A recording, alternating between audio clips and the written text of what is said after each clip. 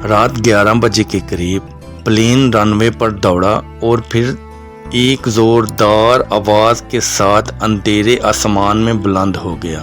खिड़कियों के बाहर ब्राजील की रोशनियों के शहर मद्धम होते गए और समंदर का अंधेरा फैलता गया। मुसाफिरों ने सुकून का सांस लिया कि अब वो अपनी मंजिल की तरफ रवां दवा हैं। परवाज के 3 घंटे गुजरने के बाद प्लेन बहरे उकियानोस के वस्त में था, जहां का मौसम बदनाम था। इसे इंटर ट्रॉपिकल कन्वर्जेंस जोन कहा जाता है, जहां अक्सर बिजली के तूफान बनते हैं, हवाएं तेज हो जाती हैं और बादल अमूदी दीवार की तरह खड़े हो जाते हैं। रडार पर तूफानी बादल नजर आए तो पायलट्स ने थोड़ा सा रुख बदला ताकि सीधा बादलों में ना जाएं, लेकिन वो जानते थे कि इस इलाके को मुकम्मल तौर पर टाला नहीं जा सकता। अंदर मुसाफिर या तो नींद में थे या फिल्म देख रहे थे, लेकिन बाहर आसमान में बिजली कड़क रही थी, बादल हलचल मचा रहे थे और प्लेन झटके खा रहा था। यही वो पल था जब सब कुछ अचानक बिगड़ने लगा।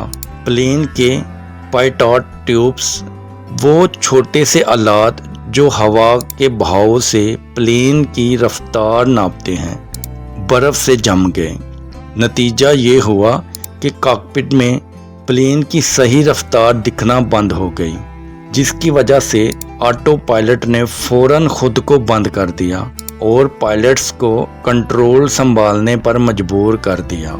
इस वक्त कप्तान मार्क डवीवा अपनी शेड्यूल्ड आराम पर कॉकपिट से बाहर थे। कंट्रोल पर 2 फर्स्ट ऑफिसर थे।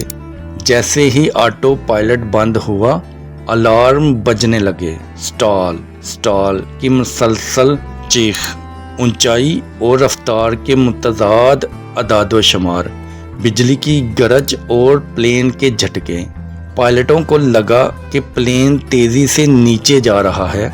खौफ और दबाव में उन्होंने प्लेन की नोज को ऊपर खींचना शुरू कर दिया, लेकिन हकीकत ये थी कि प्लेन की नोज ऊपर करने से प्लेन की लिफ्ट ख़त्म हो रही थी और वो एरोडायनामिक स्टॉल में जा रहा था। कॉकपिट की रिकॉर्डिंग में पायलट्स की घबराहट, उलझन और एक दूसरे को समझने में नाकामी साफ सुनाई देती है। एक कह रहा था, हम बहुत तेज़ी से गिर रहे हैं। दूसरा कह रहा था, नहीं, रफ्तार कम है। इस उलझन में वो असल मसला जो स्टॉल था उसको समझ ही ना पाए।